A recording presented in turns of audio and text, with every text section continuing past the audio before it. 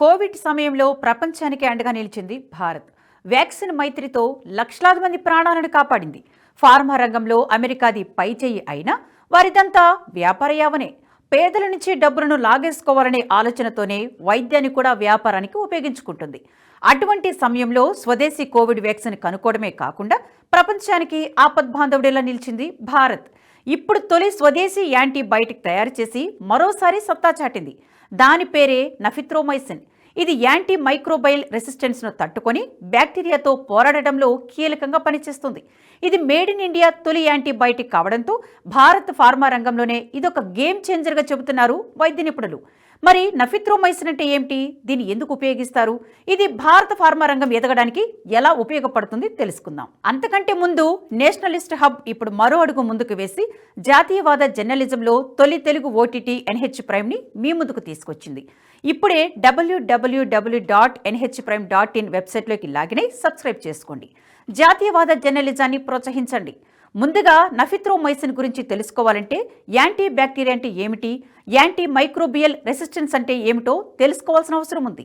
సాధారణంగా శరీరంలో బయట వాతావరణంలో కంటికి కనిపించని చిన్న చిన్న క్రిములు ఉంటాయని, వీటిని బ్యాక్టీరియా, వైరస్ అంటారని మనందరికీ తెలుసు. వైరస్ల సంగతి అటుంచితే బ్యాక్టీరియాలో ఆరోగ్యానికి మంచి చేసేవి, హాని చేసేవి రెండు రకాలుంటాయి. మంచి చేసే బ్యాక్టీరియాను ప్రోబ్యాక్టీరియా అంటారు. ఇవి కాకుండా మిగతా వాటిని చెడు బ్యాక్టీరియా అంటారు. ఇవి శరీరంలోకి ప్రవేశిస్తే రకరకాల జబ్బులు, ఇన్ఫెక్షన్లు వస్తాయి. శరీరంలోకి వెళ్లిన చెడు బ్యాక్టీరియాను చంపేందుకు కనిపెట్టిన మందులే యాంటీబయాటిక్స్. వీటిలో ఉండే కెమికల్స్ శరీరంలోని బ్యాక్టీరియాను చంపి అవి వ్యాపించకుండా చేస్తాయి.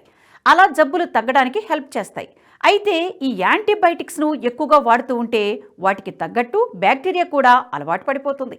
కరోనా వైరస్ తన శక్తిని పెంచుకుంటూ కొత్త కొత్త మ్యుటేషన్లుగా ఎలా డెవలప్ అయిందో బ్యాక్టీరియా కణాలు కూడా అలాగే డెవలప్ అవుతూ ఉంటాయి. యాంటీబయాటిక్ మాత్రలు ఎక్కువగా వేసుకునే వాళ్లలో బ్యాక్టీరియా కణాలు వాటిని తట్టుకునే శక్తిని పొందుతాయి. మందులను ఎలా ఎదుర్కోవాలో నేర్చుకుంటాయి. దీన్నే యాంటీ మైక్రోబియల్ రెసిస్టెన్స్ అంటారు. ఇలా రెసిస్టెన్స్ పెంచుకున్న బ్యాక్టీరియా ఒకరి నుంచి మరొకరికి వ్యాపించినప్పుడు వాళ్లకు కూడా మందులు పనిచేయవు. అంటే ఇది ఒకరి సమస్య కాదు, అందరి సమస్య. ఎక్కువ మంది విచ్చలవిడిగా యాంటీబయాటిక్స్ వాడుతూ ఉండడం వల్ల కొన్ని రకాల బ్యాక్టీరియాలు విపరీతమైన రెసిస్టెన్స్ పెంచుకుంటున్నాయి. దీంతో ఎవరికి ఆ బ్యాక్టీరియా సోకినా మందులు వాటిపై ప్రభావం చూపలేకపోతున్నాయి. ఇలా అవసరానికి మించి మందులు వాడే వారి వల్ల తెలియకుండానే రాబోయే తరాలపై ఆ ప్రభావం పడుతుంది. యాంటీ మైక్రోబయల్ రెసిస్టెన్స్ పెరిగిన వాళ్లకు కొన్ని రకాల యాంటీబయాటిక్ మందులు పనిచేయవు.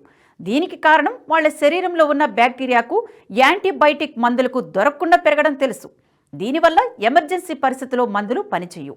అప్పుడు డాక్టర్లు ఎక్కువ పవర్ ఉన్న యాంటీబయాటిక్స్ ఇవ్వడమో లేక ఇవ్వాల్సిన దానికంటే ఎక్కువ డోస్ ఇవ్వడమో చేస్తుంటారు. దీనివల్ల సైడ్ ఎఫెక్ట్స్ పెరుగుతాయి, కొన్ని ఆర్గాన్స్ దెబ్బతింటాయి. ప్రస్తుతం ప్రపంచాన్ని భయపెడుతున్న సమస్య ఇదే.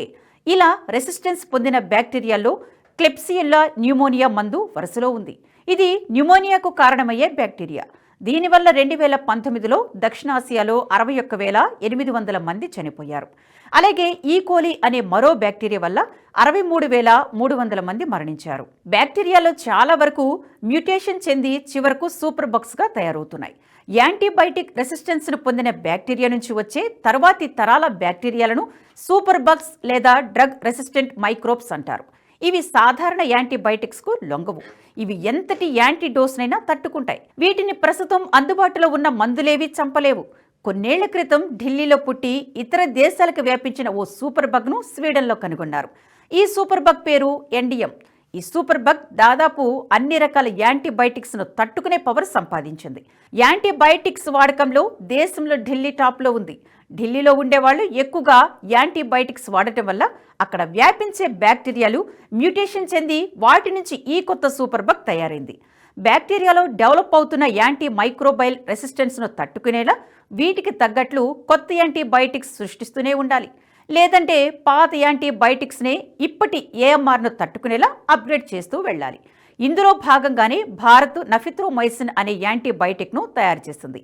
ఇది అజిత్రోమైసిన్ అనే యాంటీ బ్యాక్టీరియా రకానికి చెందింది.